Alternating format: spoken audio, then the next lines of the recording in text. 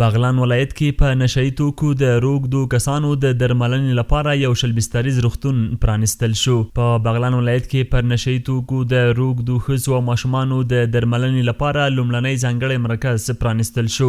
دا مرکز شل بستره لري او زیانمنونکو مراجعینو ته به روغتیایي خدمات وړاندې کوي. په دغه پرانیست غونډه کې د روږدو وګړو د درملنې د ملي پروګرام رئیس د روغتیا په برخه کې د بغلان ولایت د عامې روغتیا ریاست د مسؤلینو د هڅو د ستایلو ترڅنګ په یاده برخه کې د بشپړې همکارۍ ډاډ ورکړ.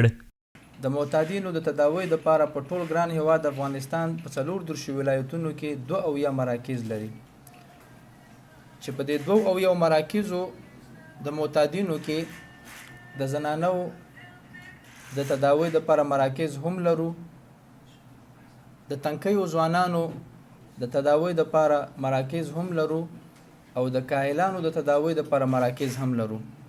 د بغلان ولایت چارواکي په دغه ولایت کې د لومړني پر نشهیي توکو د روږدو ښځو او ماشومانو د درملنې لپاره د ځانګړي مرکز پرانیستل یوه لویه لاسته راوړنه بولي. دوی دغه راز زیاتوي د یاد روغتون ټولې ډاکټرانې ښځې دي او 24 ساعته به ناروغانو ته روغتیایي خدمات وړاندې کوي.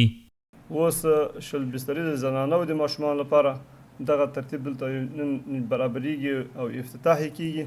دا یو غټه لاسته راوړنه ده واقعا چې د ملت او د انسانیت قدر موږ ته او خصوصا نظام اسلامی ته دا له هر چه نه بهتره ده. امروز خوشبختانه که یک شفاخانه 20 بستری که به خاطر طبقه اوناس و اطفال امروز ما افتتاح کردیم که شامل 20 بستر است و دکتراش همه طبقه اوناس هستند که 24 ساعته در خدمت مردم است.